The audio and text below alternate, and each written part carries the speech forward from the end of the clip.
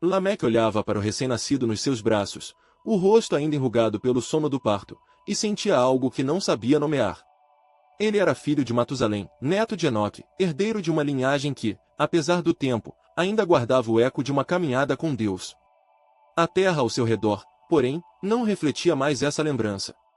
O solo, outrora fértil sob a bênção do Éden, agora produzia espinhos e cardos com esforço. O trabalho do homem era suor e dor, e a cada geração, o coração dos homens parecia endurecer um pouco mais. Foi nesse contexto de cansaço e esperança contida que Lameque olhou para o filho e falou: Este nos consolará do nosso trabalho e da penúria das nossas mãos, proveniente do solo que o Senhor amaldiçoou. E deu-lhe o nome de Noé, que significa descanso, alívio, consolo. Era mais do que um desejo paterno. Era uma profecia silenciosa, nascida do luto coletivo de uma humanidade que carregava o peso da queda. Lameque não sabia como esse consolo viria, mas acreditava, na linhagem de seus pais, que Deus não havia se esquecido da promessa feita no jardim, mesmo que agora ela parecesse distante como o horizonte após a tempestade. Anos se passaram. Noé cresceu sob o olhar de um pai que viu nele mais do que um filho, viu a possibilidade de um fôlego novo em um mundo que ofegava sob o peso do próprio erro.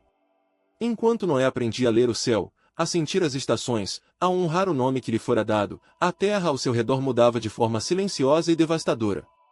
Os homens se multiplicaram. Filhas nasceram, belas aos olhos dos filhos de Deus, aqueles que ainda carregavam, de alguma forma, o chamado da linhagem de Sete. Foi aí que o limite foi ultrapassado. Os filhos de Deus viram as filhas dos homens e as tomaram por esposas, escolhendo não pelo coração, mas pelo desejo dos olhos. Foi uma quebra deliberada da ordem que Deus havia estabelecido, uma mistura que não buscava santidade, mas satisfação imediata. Da união desses casamentos nasceram os Nefilim, homens de renome, poderosos nos dias antigos, cuja força não era usada para proteger, mas para dominar. O Senhor viu então que a maldade do homem era grande na terra, e que toda a inclinação dos pensamentos do seu coração era apenas o mal o tempo todo. Não eram atos isolados. Era uma corrupção que havia se tornado natureza. A terra, já amaldiçoada pelo pecado de Adão, agora gemia sob o peso de uma humanidade que havia virado as costas ao seu Criador, não por ignorância, mas por escolha.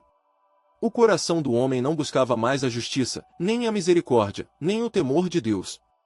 Buscava apenas o que podia tomar, o que podia conquistar, o que podia satisfazer o próprio desejo sem freio. E o Senhor se arrependeu de ter feito o homem sobre a terra, e isso lhe pesou no coração. Não foi um arrependimento de erro, mas uma dor profunda de amor rejeitado, como um pai que vê o filho que criou com cuidado virar-se contra tudo que lhe ensinou o bem. E ainda assim, naquele mar de corrupção, um nome se destacou: Noé. Noé encontrou favor diante dos olhos do Senhor. Não porque fosse perfeito, mas porque caminhava com Deus. Em uma geração que havia esquecido o nome do Senhor, ele ainda o invocava. Enquanto outros construíam torres de orgulho, ele cultivava a terra com reverência. Enquanto outros se entregavam ao prazer sem freio, ele guardava o coração voltado para o alto. Sua justiça não era uma performance, mas um fruto silencioso de uma vida que, mesmo no meio da escuridão, escolhia a luz, não por ostentação, mas por fidelidade.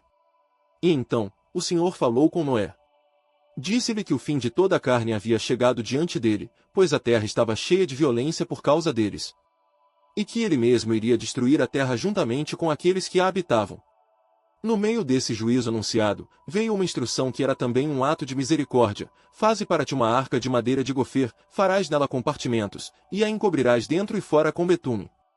Noé não questionou. Não negociou. Não pediu sinais. Ele ouviu, e começou a fazer exatamente como Deus lhe ordenara. A madeira foi trazida.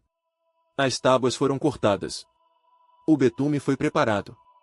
Aos poucos, sob o olhar talvez curioso, talvez zombeteiro daqueles que viam um homem construindo um grande navio longe d'água, a estrutura começou a tomar forma.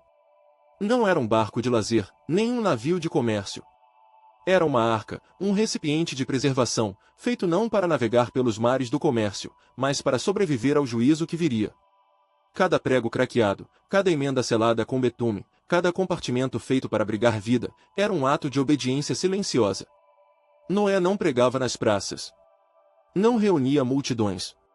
Não liderava exércitos. Ele simplesmente construía.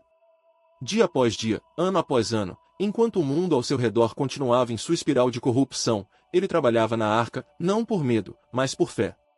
Fé no que havia sido dito, mesmo que ainda não visse a nuvem se formar no horizonte. A terra continuava gemendo. O solo ainda produzia com dificuldade. Os homens ainda escolhiam o mal. Mas naquele canto do mundo, diante de um homem justo e sua família em silêncio, algo estava nascendo, uma embarcação de madeira, mas também um testemunho.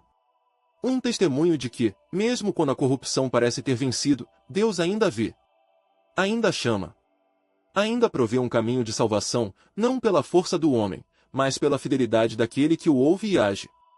E assim, enquanto a arca ia tomando forma sob as mãos de Noé, o mundo continuava seu caminho, mas não sem testemunha. Não sem esperança silenciosa. Não sem um nome dado em fé, Noé, o que traria consolo.